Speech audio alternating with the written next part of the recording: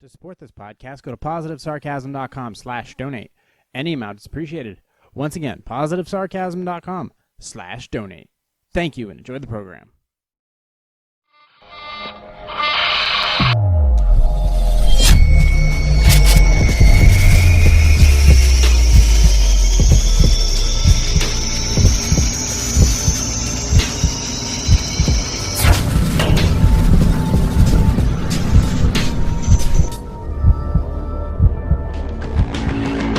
Candy is here. Jay here, positivesarcasm.com, recorded here from the Spare Parts Studio. Happy Wednesday, everybody. You can find me on social media. The icons are on. If you're watching the video, put the icons impressively in the bottom of the left-hand side. Oh my god, did you talk to Sarah yesterday? Oh, you check out her new...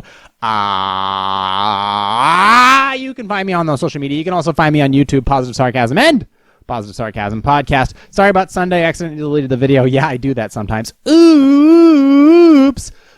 Even the biggest podcasts accidentally do that, except for Joe Rogan, because he's the shit, and he's got an awesome producer who is back. Happy wishes to, well wishes to the powerful young Jamie Vernon, who has recovered easily off of COVID. He had it for like a day, took a good healthy shit, and he's pretty much back to normal. If you guys haven't watched the new Rogan podcast with Alex Jones and Tim Dillon, it's freaking stupendous. You got to go check that shit out. It's insane. It's way better than the Kanye interview. Anyways, I got this dog who just, would you fucking leave me alone? No, okay, don't leave me alone. Can you just, like, no, we can't do this. We can't do this every podcast. Fucking pit bulls, man, I'm telling you. They just want to sit on your fucking head. They are, I just can't. He's so soft. He's so soft.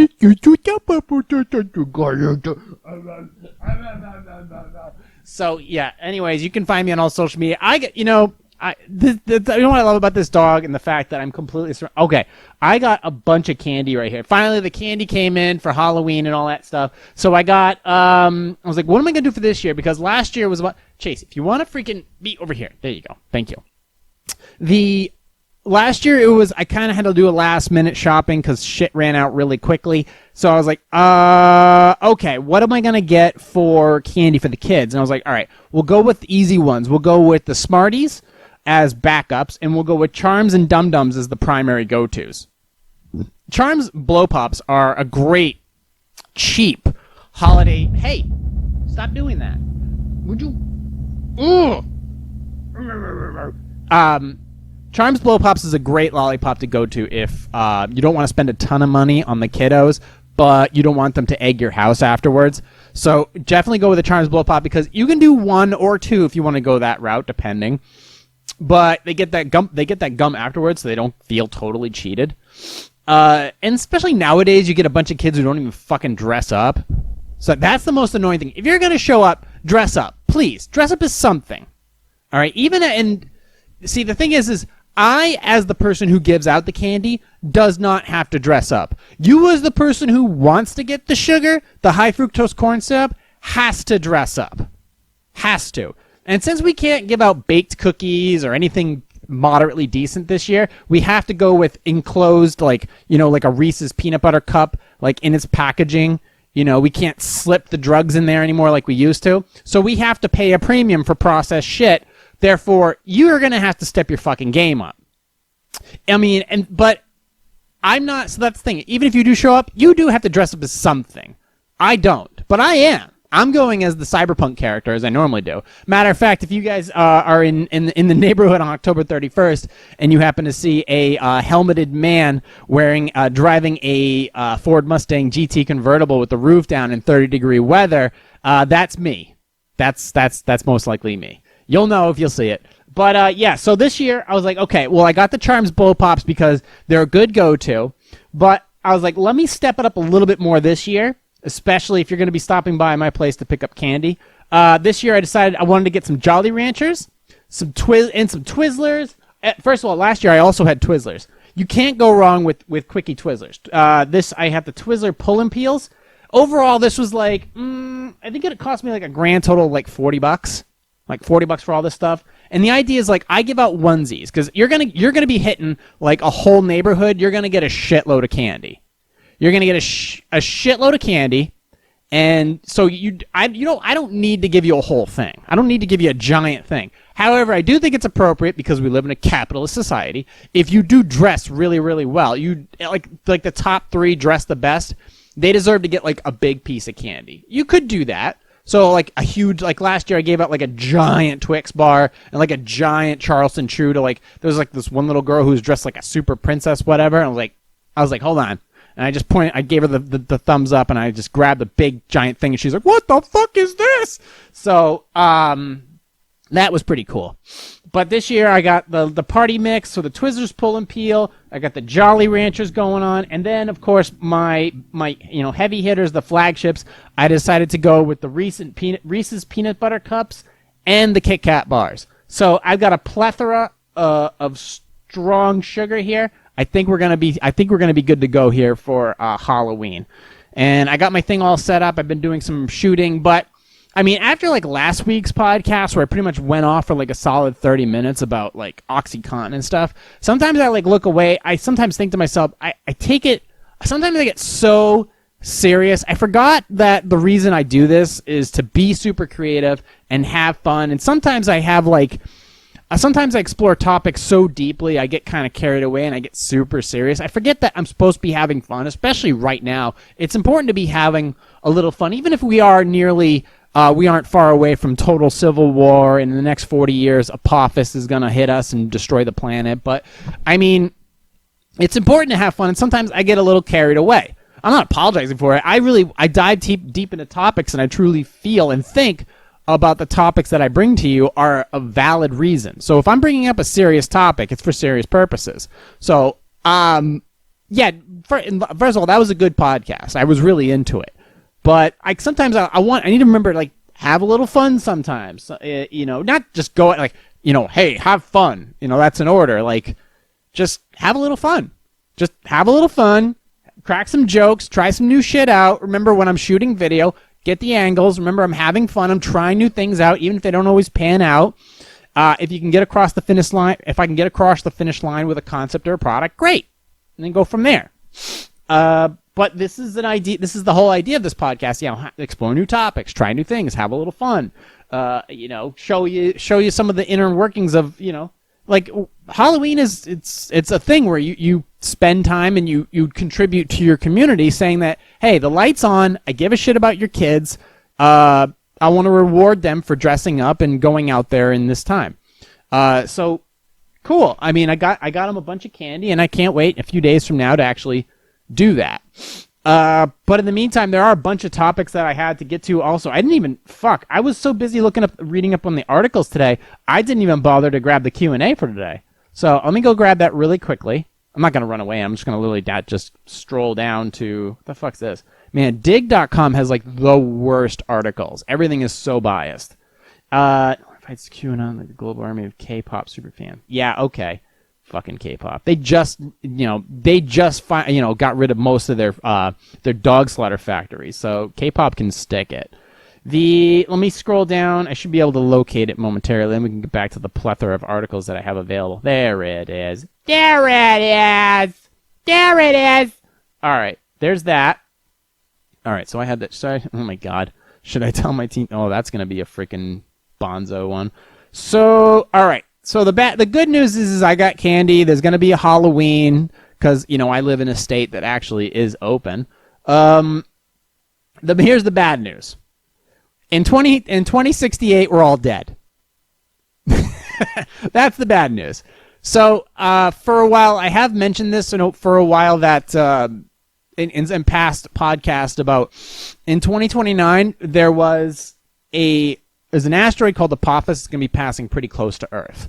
And it was originally ruled out that in some cases there was a keyhole. It was a marker point where if the asteroid passed at this certain distance, when it loops around, it could come within a certain distance of Earth that would make it very dangerous for a possible impact. And anything above, I think it's 2%. Anything above 2% makes it potentially hazardous. So let me look up. I'm going to look up really quickly. Let's see. Yeah. Hazard. Let's see. Asteroid. Let's see. Asteroid percentiles. Percentiles. Did I even fucking spell that right? Warns of 100%. Ooh, shit. When was that done? Asteroid percent binary and ternary near Earth. Okay, here it is. Okay. Let's see.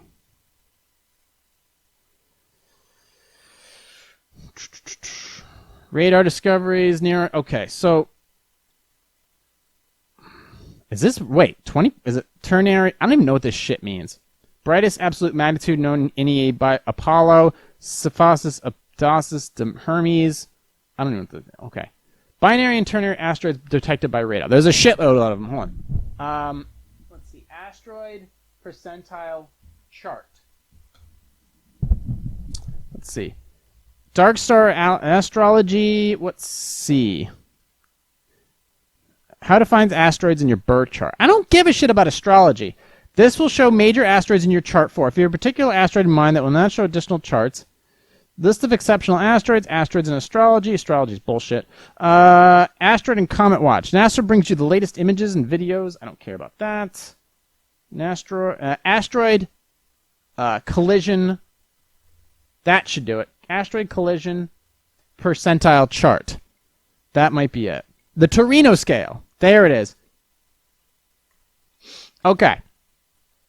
So the Torino scale is a method for categorizing the impact hazard associated with a near-Earth object, NEOs, such as asteroids and comets. It is intended as a communication tool for astronomers and public to assess the seriousness of collision predictions by combining probability statistics and known kinetic damage potentials into a single threat value. So, the Torino scale, probability of impact. So, history and naming. Okay. All right. No hazard is white. Likelihood of a collision is 0. Normal is green. A routine discovery in which a pass is predicted that poses no unusual level of danger. Current calculations show extremely unlikely with no cause. Okay. Yellow. 2. A discovery which routine with expanding searches of an object making somewhat close but not highly unusual pass near Earth, while meriting attention by astronomers. There is no cause for public attention or concern. 3. A close encounter meriting attention by astronomers. Current calculations give it a 1% or greater chance of collision capable of localized destruction. Most likely new. Okay, that's a 3. 4. A close encounter meriting this is all in the yellow, meriting attention. A close encounter meriting attention by astronomers. Current calculations give a 1% or greater chance of collision capable of regional devastation. All right. 5, 6, and 7 are threatening. A close encounter but still uncertain threat of regional devastation. Critical attention by astronomers needed to conclusively whether a collision will occur. If the encounter is less than a decade away, government contingency planning may be warranted. 6. A close encounter by a large object posing a serious but still uncertain threat. Critical attention by astronomers is needed to determine conclusively whether a collision is. If the encounter is less than 3 decades away. Government contingency. 7. A very close encounter by a large object which is occurring this century, posing an unprecedented but still uncertain threat of global catastrophe. So they have so each one, so 2, 3, and 4, and then 5, 6, and 7, it's how severe, and then how big how possible is it going to hit, and then this I think it also how big is the object. And then 8, 9, and 10 we're fucked. 8, 9, and 10 is okay. 8 is collision is certain, capable of causing localized destruction for an impact over land, possibly a tsunami if close offshore. Such events occur on average between once per 50 years and once per several thousand years. 9. A collision is certain. So all 3 here are certain, capable of causing unprecedented regional devastation to for a land impact. A major tsunami or ocean impact. Such events occur on average once per 10,000 years or once per 100,000. 10. A collision is certain, capable of causing a global climatic catastrophe that may threaten the future of civilization as we know it, whether impacting land or ocean. Such events occur every once per 100,000 years. No object has ever been rated above a level 4. Okay. objects with non-zero Torino ratings. 2002, there was a couple. 2003, there was 6. 2004, there was 5. 2006, blah, blah, blah, blah, blah. All right. And then right now there was, scroll down to 2020 if they have it. 2020, there was 13-day observation. There was, it doesn't say which ones they were. 2020 NK, nothing at this time. So the one they're talking about is Apophis. We've talked about it, but apparently due to something, a new calculation method of travel, this one seems like, uh-oh. Now we're ramping it up. So let me read this article. This is by the Daily Galaxy. There's a bunch of them. This is one October 27th. 60 million years ago. It has a huge fucking intro to this whole article. It's like, let's get to the point. All right. The pressure of the atmosphere in front of an asteroid started excavating the crater before it even got there. All right. Fast forward to Earth 2068. New observations of asteroid Apophis, noteworthy because of its extremely approach. It will be close to Earth on Friday, April 13th, 2029, when a 300-meter asteroid will become visible to the unaided eye as it passes within the belt of communications between satellites orbiting Earth, obtained by the Subaru telescope earlier this year, revealed the effect of what's known as the Yarkovsky acceleration. So, okay, let's read that back. It will approach it's a 300-meter asteroid. It will become visible to the unaided eye. So you will actually be able to see it at night without any need of a telescope or binoculars or anything like that. You'll actually just be able to see it. It's called, but here's the thing is, Subaru telescope earlier this year revealed the effect of what's known as the Yarkovsky acceleration. The results show that the asteroid is drifting away from a purely gravitational orbit by about 170 meters per year, which is enough to keep the 2068 impact scenario in play. It spoke about the acceleration phenomenon that arises from an extremely weak force on an object due to non-uniform thermal radiation. This force is particularly important for asteroid Apophis as it affects the probability of an Earth impact in 2068. The effects of a Yarkovsky acceleration. All asteroids need to re-radiate as heat the energy they absorb from sunlight in order to maintain thermal equilibrium, a process that slightly changes the orbit of the asteroid. The orbit calculations were performed by so on and so forth of the Jet Propulsion Laboratory, co-author of a paper that is presented to the 2020 Virtual Meeting of Diversion of Planetary Sciences. Prior to the detection of the Yarkovsky acceleration on Apophis, astronomers had concluded that this is one I talked about, that a potential impact with Earth in 2068 was impossible. The detection of this effect acting as on Apophis means that the 2068 impact scenario is still a possibility. So right now, okay, let me continue. We have known for some time that an impact with Earth is not possible during the 2029 close approach, said Tholen, who have been accurately tracking the motion of Apophis in the sky since his team discovered it in 2004. Further observations to refine the amplitude of the Yarkovsky effect and how it affects Apophis orbit are underway. Astronomers will know well before 2068 if there's any chance of impact. So it's still unknown at this time. So 2029, we're fine. We're going to see it. We know who it is. It's got a name, and it's coming back. But the question is what else is there going to be?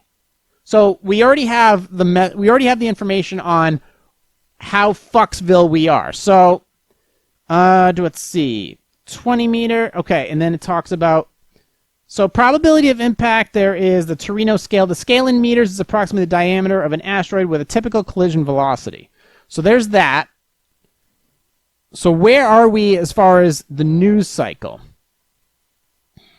So let's go news. Asteroid collision. Tracking 7 space rocks to pass Earth this week. Execute the touch and go. Let's see. Let's just do Apophis. 8, because they will be mentioning it. So we'll just put Apophis. I hate coming back to this shit, but this is more real than anything else. So I can just put Apophis and just put news. So Gizmodo's got an article. VGR has an article. RT has an article. So there's a bunch. And let's see. Could still new study reveals. the god of chaos asteroid is speeding up, increasing the likelihood of it hitting Earth. So it's speeding up. Okay, so who has...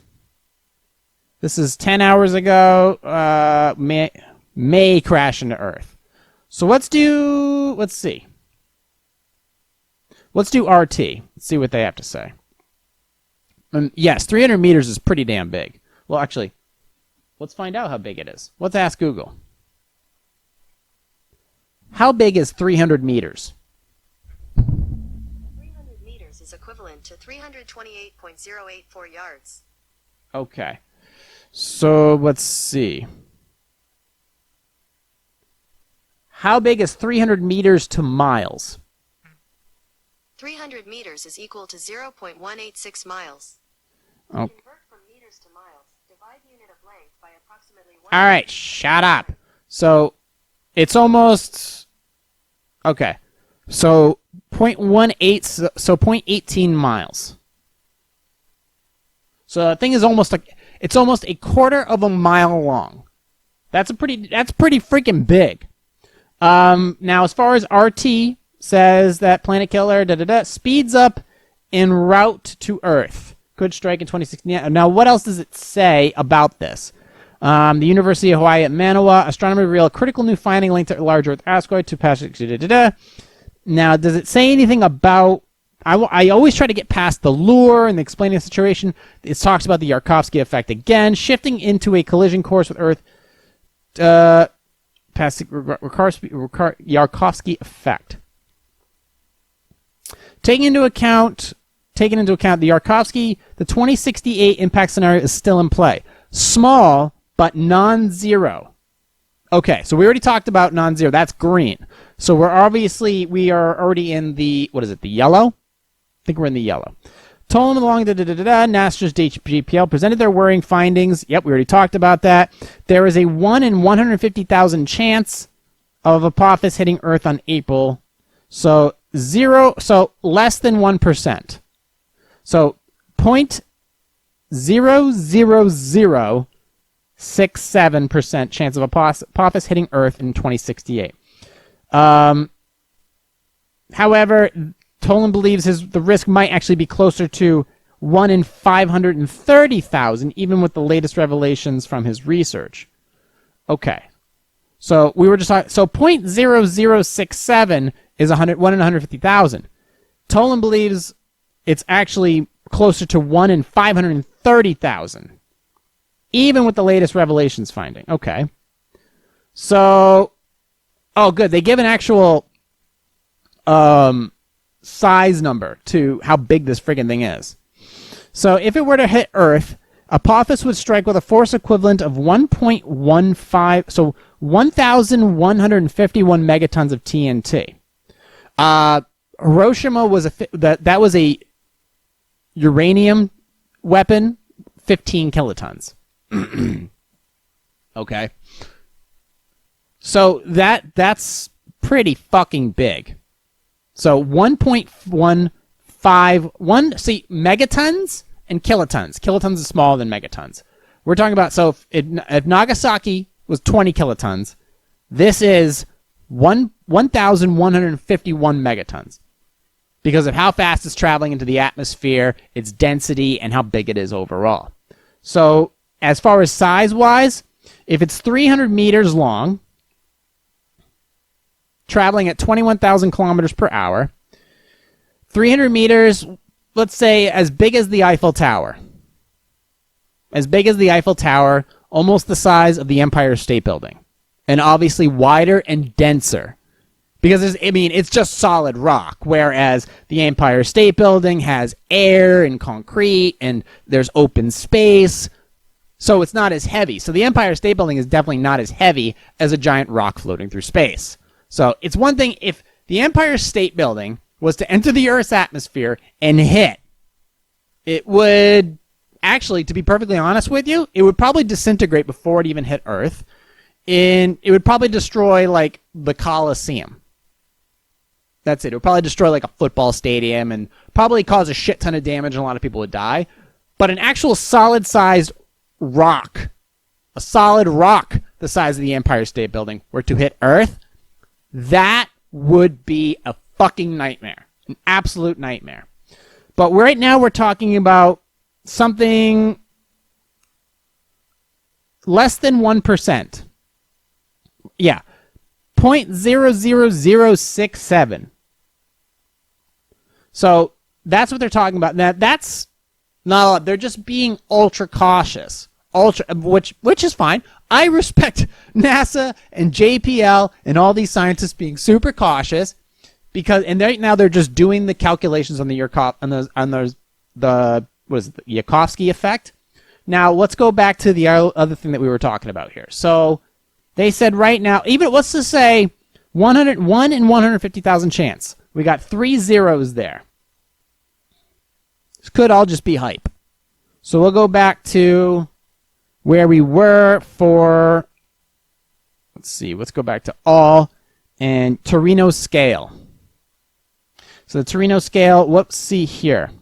Let's see, meriting attention by astronomers. So obviously if it merits attention, the news is going to pick it up and they're going to report it. I can't wait to get a new chair for the spare parts studio because this one always seems like I'm slumping. So meriting attention by astronomers. Number 2, a discovery which may become routine with expanded searches of an object making somewhat close but not highly unusual pass near Earth. Okay. Number 3, a close encounter meriting attention by astronomers. Current calculations give a 1% chance or greater chance of collision capable of localized destruction. So this is at 1%, even at the case where, let's see, regional devastation, 1% chance or greater. We're not even at 1%.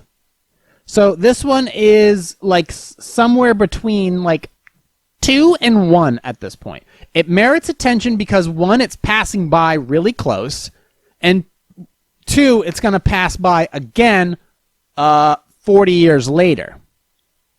So when you see something twice zipping past Earth, you're going to pay attention to it. And they're doing the mapping on it right now.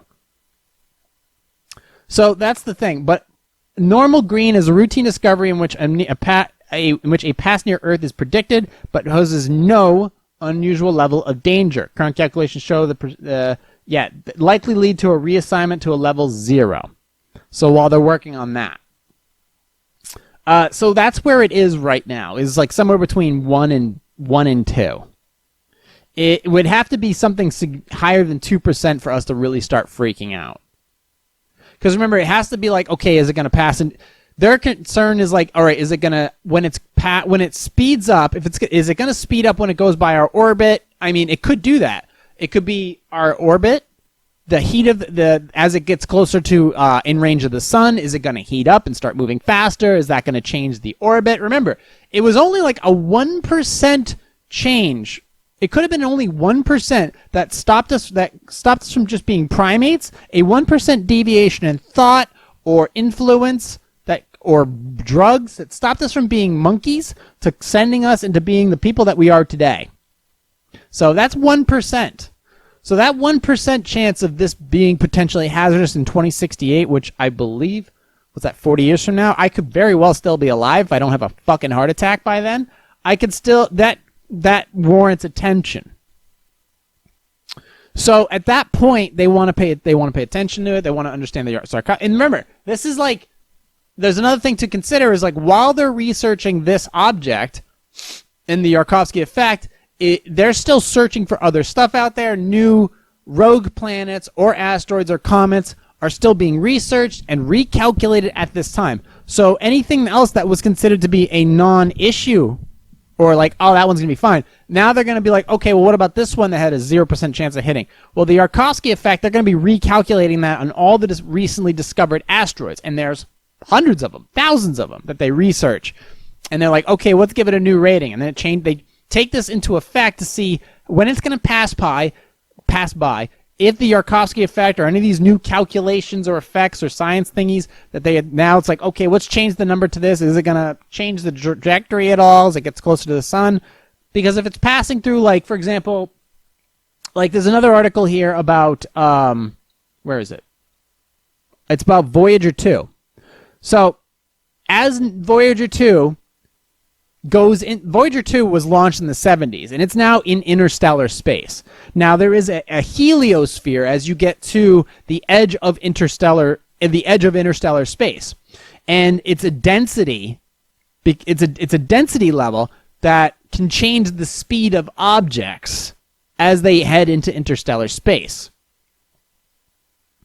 So the question is as a asteroid passes into interstellar space, or passes from interstellar space into our solar system, does that change the speed of the object, the routing of the object?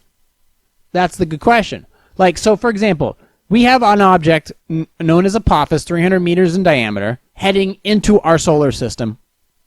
There are objects that are man-made leaving our solar system. Granted, smaller, but they're leaving. This one's from, this is like a Buzz News. So I've talked about Voyager 2 because that's amazing. Voyager 1 and Voyager 2 are amazing little satellites that we launched in the 1970s that for the past 40 years have just been heading out of our solar system. The probe, let's see, and one of them is going to be online. They should be online for at least another couple of years until their power levels are so low they basically have to shut off. But it's super cool. But it talks about as they leave the heliosphere, or as they leave the heliosphere, it shows a higher density level is considered by scientists to be a more general feature of local interstellar medium. Now, what does it do? So, okay, the solar system is defined by a few boundaries. The one crossed by Voyager 2 probe is known as a heliopause, which is defined by solar winds.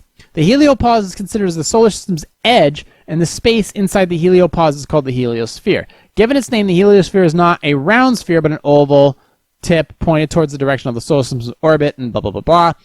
The Voyager reported the density from interstellar space was comparatively very low and was actually on the higher side than previously thought. The solar winds, which have an average proton and electricity density 3 to blah, blah, blah, it was noticed the winds got fainter as it got farther away from the sun. So, okay, I'll read that back.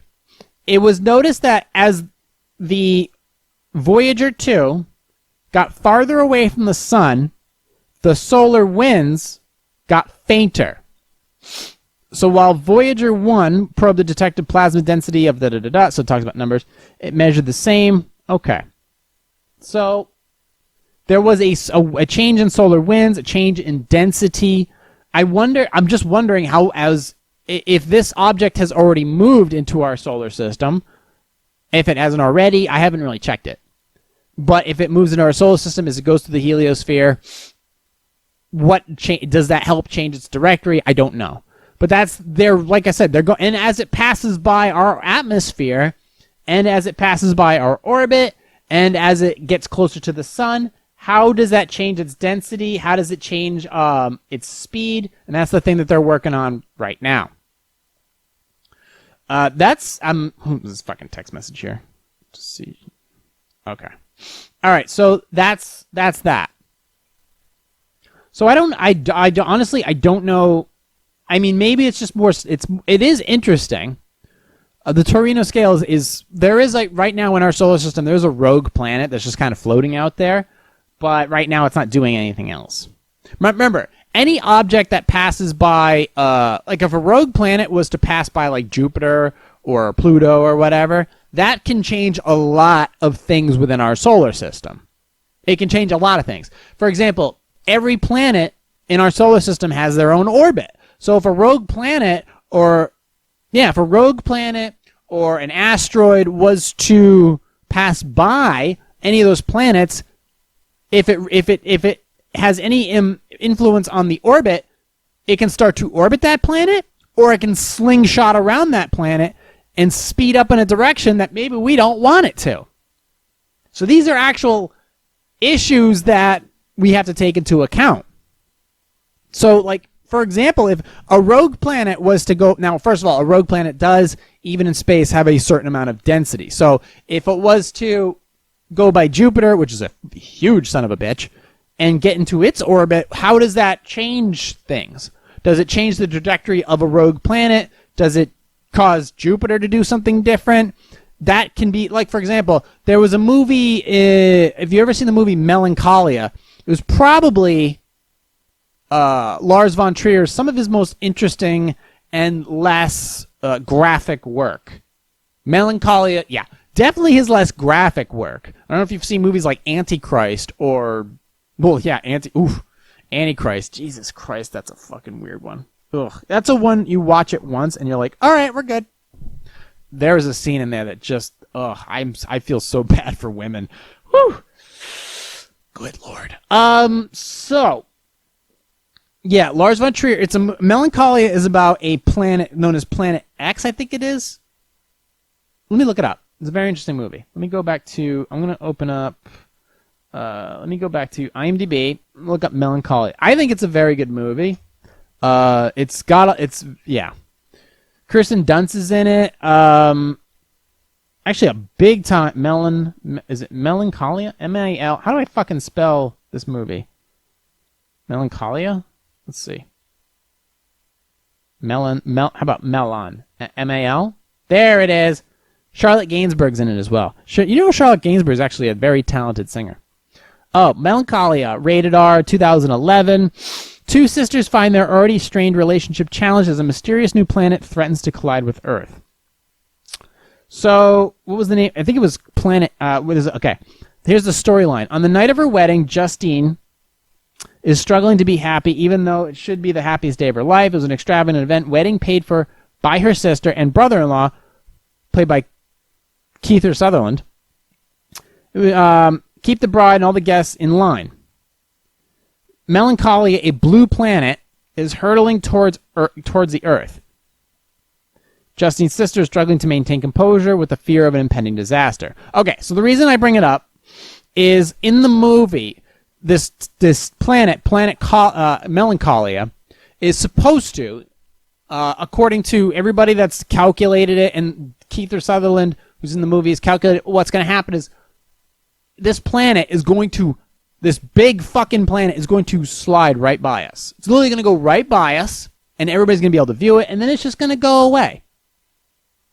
In the movie, not the end, I don't need to spoil it, but in the movie, when it does slide by, it creates like an interesting like a slight gravitational effect, nothing really crazy, like just like interesting like lights and maybe some light, stuff. Like, first of all, it passes so close in the main part where you see it. It's a beautiful movie. If a fucking moon or a rogue planet were to pass by that closely, it would cause, not even touching us. It doesn't even have to hit us. It just has to be that close. It can cause so much damage just by driving by. Like, you ever notice, like, if you're walking on the highway and a car drives by you, you feel the wind impact? Well, it's kind of the same thing, only with a giant fucking planet driving by you. Like, for example, if it was to do that, it would cause massive gravitational waves in the ocean. It would cause massive electrical issues. The idea that giant of a planet is passing by could be not regionally, but globally devastating. And it doesn't even have something that big would be just passing by would be globally devastating, and it doesn't even have to touch us. The idea of, I wonder if there's any during the evening scene. Yeah, I mean, you'd have to watch it. Melancholia, I don't know if I gave it a good rating or not. I wonder what I did. I'll have to check it out. Actually, fuck it. We don't worry about that. But yeah, beautiful movie. Depressing. Great composition in the back, but probably one of the more easier Lars von Trier movies to stomach. So, but the idea of like something that big rolling by us would be devastating. They said that, I mean, first of all, when there's a full moon or when the moon is close to us, that changes tides. It can change the tides. It can alter tides. Just the moon. But if the moon was like, right outside your window, then that would be completely different. The tides would be they do. The tides change depending upon the moon and all that other shit. It's amazing. But if like in this movie where if it was passing that closely, where it basically how close did it pass? Where it takes up all of your horizon, yeah, it would cause massive damage. And then the movie continues on afterwards as, there's the predictions of whether or not it's actually going to hit. But great movie. At least now that I look back on it, yeah, pretty cool. And if it was to hit, the amount of damage it would cause before it hit would already have devastated the planet. So for example, if something that big were to hit us, it would destroy the planet before it even entered the atmosphere. Like the amount of damage, that's because all that force coming towards us, there's all kinds of other shit going on beforehand. Remember, take this into account. We have a moon that is heavily influenced by us, and it rotates to the point that it rotates around it. It goes around. Yeah, it's literally just sitting here going, we generate so much power as a planet that we have a moon that rotates around us.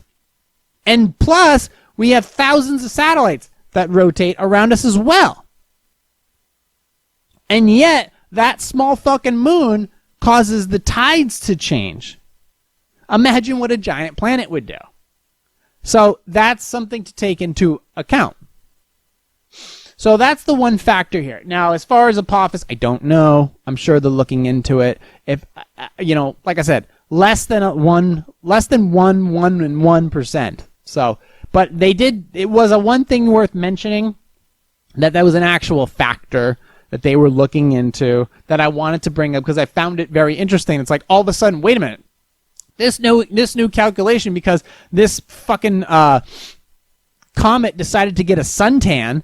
That all of a sudden it now has more potential to hit the Earth. So they're calculating all that stuff. And and you know what's pretty cool about this is with this whole Yarkovsky effect, how is that going to affect space travel? If that has any indication at all. But I don't know. I'm just very curious. And this is one of the reasons why we need to be multiplanetary people. We need to do that. So hopefully sooner rather than later. But Jesus Christ, the way things going, are we ever going to get out of this freaking my hometown? Haven't started the coffee roasting yet. Next week. Is it next week? I think next week I'm going to order. Well, next week I'm ordering the Olympic barbell and the weights. And I'm probably going to be ordering the coffee as well. So hopefully sooner rather than later. So, all right, we're at 43 minutes. Let's go ahead and get right to Q&A because it starts off really with a banger. If you want to support this podcast, go to positivesarcasm.com/donate. Any amount is appreciated. You just click on, or you can go to positivesarcasm.com, click on the contact section. There is a donate link, a Venmo link, and there's a Cash App link, Cash App affiliation link, and a Robinhood link too. If you want to start trading stonks and shit.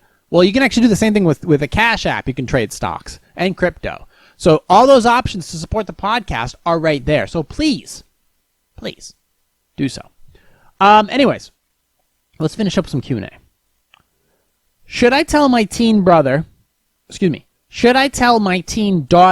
her new boyfriend is her half-brother? Our daughter, who is 17, sat us down last night and explained that she was in love with a 16-year-old neighbor next door. Instead of being delighted, as we've known the boy since birth, and they've been friends almost as long, my husband threw a fit and forbade her from ever seeing him again. When he shared his reasons for reacting the way he did, my world changed forever. Right after our daughter was born, my husband and I almost split up. I went through a really hard time between the hormones and the lack of sleep, and when I kicked him out of the house temporarily, he took refuge in another woman. He took refuge in other women. Okay. All right, well, that's a good way to put it. I knew this already, but I had no idea he'd slept with a young single mom next door and fathered the boy who would become our daughter's best friend and eventually boyfriend. Our daughter's new boyfriend is her half-brother. Dun, dun, dun! I'm furious, not because of the cheating, but because neither of them told me I'm friends with the woman and think she's a fantastic mother. For the record, although they both knew he was the father. Oh my God, this is a fucking mess. And because my husband has a child that he never supported financially or emotionally. Any advice for navigating this? We should reach out to the boy and try to make up for years of negligence and secrecy, right? My husband thinks that we should never tell the kids and that I'm making problems where there doesn't need to be any. But I'm sick thinking about him having a child and ignoring him because he isn't as legitimate as ours. As well as his mother struggling to be a single mom when the father lives right next door. What is the best way to get our kids through this with the least amount of trauma, and how can my family do right by this innocent boy we've been neglecting? Oh, gee. Okay, so health-wise, that's the thing. My main focus here is like incest. Okay, that's my biggest concern. Is there like a health issue here?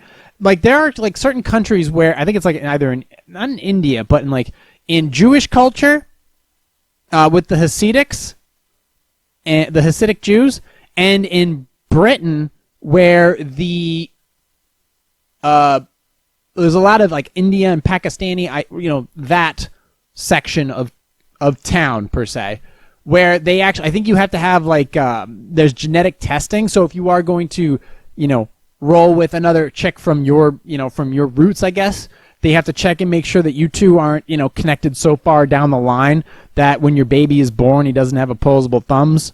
So there is that consideration to be had. So there is that to consider. That's one thing. In the Hasidic, they tend to keep. That's another thing. In Hasidic communities, like in New York City, they stick close to home. All right, and they kind of keep to their own. That's another thing to consider. You can't inbreed. You can't be so close in the lineage because there's genetic defects that are prone to happen. This is also known with British royalty. That's another thing to consider. There's significant genetic and health defects that can occur when you stick too close to home. Isn't it amazing that we live in a country where it's like in one place it's fucking, it's perfectly okay to like riot and shit, and then in another country, like, and then like another section of like the country, you can like almost marry your fucking sister. I don't know. It's just a random thought. I didn't really think it through, but anyways, so that's one thing to consider. That's my biggest issue is health wise. Yeah, I get it. They're young and in love and blah blah blah, and maybe they bop each other a couple times, but it's like, oh shit, what if she does get pregnant? What then? That's like the ultimate, oh Christ. It's like, oh, we have so much in common. The factor is like, that's my biggest concern. All right, so let's stick to the basics here. Is there a possibility for genetic issues? Like, is that, and legal issues here? That needs to be addressed first. First of all, did your husband come clean with you? Yes. All right, well, it's a start. And yeah, you had some problems back in the day. Okay, understood. A lot of relationships do. Did he bang the chick next door? All right, probably not the best decision, dude. Probably not a good idea to fucking shit where you eat. Or, well, in that case, look, if you split up, that's one thing. I don't know how you repair this. I mean, I would like for it to happen. Now, if she's 16 years old in love with that, first of all, how often does a relationship that starts that young ever really work out? Yeah, I know there's like my friend Mark, who, he met this chick in high school, and that was like his first and whatnot. But that's one thing. My buddy Turcotte, who married his high school sweetheart, that seemed to be work out. But it's not fucking his sister, or his half sister or whatever. That's different. This is like, yeah, they came from different towns and came from different parents. So that needs to be addressed. And obviously, I think honesty is the best policy here. And I think you need to have a sit down with the girl. Like, obviously, look, she took care of the kiddo for 16 years on her own, I guess. So there's that thing. Did she keep a secret from you? Yeah, she did, because maybe she thought it was in your best interest to kind of not bring it up, because maybe she wanted your relationship to work out with her husband and whatnot. And maybe, one night of squishy that's okay. That's forgivable, I guess, if you're going to keep the relationship together. At this point, you might as well. So there's that.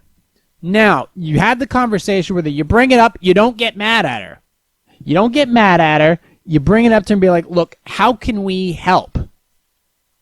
So that's one factor, is how do you help her? You have your friendships. You're friends with her. The friendship should be stronger than anything else.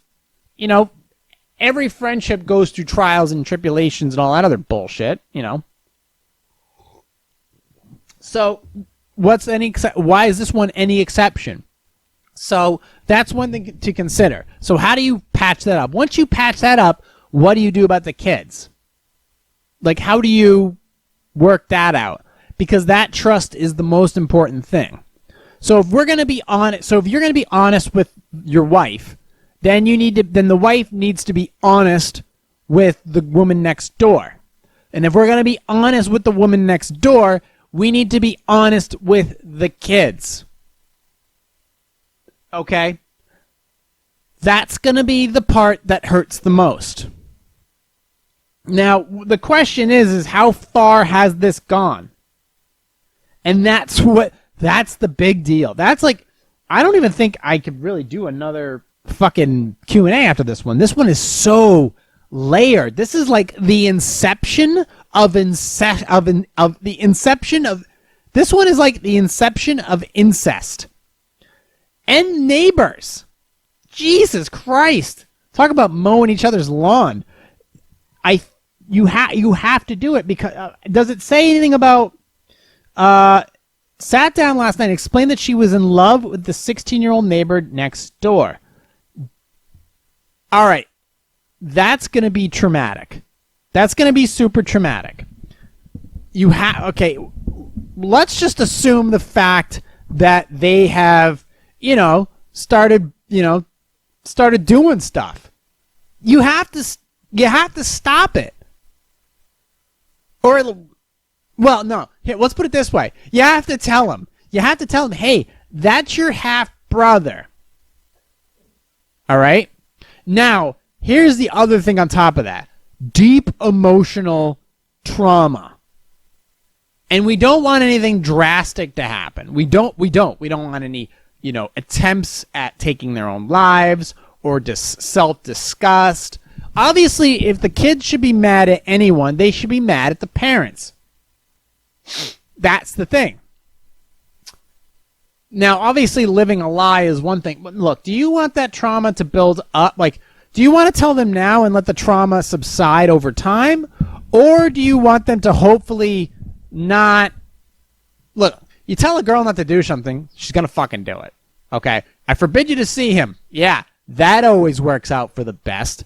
So the idea that if you want them to, see each other and maybe let it fizzle out, and then maybe tell them when they're at the age of 30 that, hey, remember that guy you fucked in high school and was your first time? Hey, that was your brother. FYI, see you at dinner, sweetheart. Bon voyage. So there's that perspective. Or do you want to kind of, let the cat out of the hat now and just kind of let it go from there? I personally rip the Band-Aid off right now and stop this fucking calamity from going any further. That's what I would do is in this situation is you need to stop this situation now. Start by reconciling with the mom, the single mom, and then work on the kiddos. I really don't know what else you can do beyond that. You have to start by telling the truth, though. You start by telling the truth, and things can at least heal. Obviously, tragedies and tragic and terrible situations happen all the time. But by compiling a snowball of lies, it's only going to get worse. Because eventually this is going to come out in some way, shape, or form. So, yeah, stop it now. Reveal all truths now so that a better path can be laid ahead. Okay.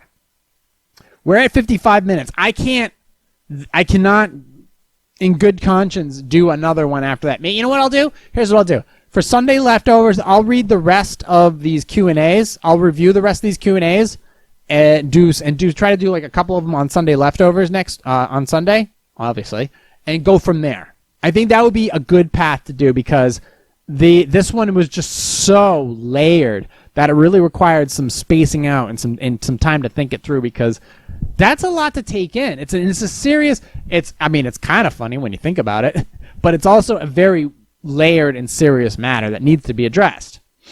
So, anyways, if you have any questions about the articles that I have, you can go ahead and just hit me up on my email. I'll send you a link. If you email me and you want the links to the articles, I'll send you the links. If you have questions about posing music, movie reviews, anything else, you can email me directly, positivesarcasm@outlook.com, or you can slide into my DMs and hit me up that way. No dick pics, please. You can also questions about posing music. Shout out to all the people who requested posing music this week. I really, really appreciate your support and all that other happy jazz. I wish all the best. Send me your videos when you hit the stage also. But yeah, you can find me on Instagram. You can find me on Facebook. You can find me on TikTok. You can also find me on YouTube, Positive Sarcasm and Positive Sarcasm Podcast. Be sure to like, subscribe, share. If you like the audio version, you can find me on iTunes, Stitcher, Spotify, iHeartRadio, TuneIn, Podcast Addict, CastBox, Podbay. Chase, stop touching the microphone. That boy. Anywhere where podcasts are available, please. So, until next time, I will talk to you all next week. What are you doing? Stop looking at me like that. Recorded here from the Spare Parts Studio. This has been a Positive Sarcasm presentation.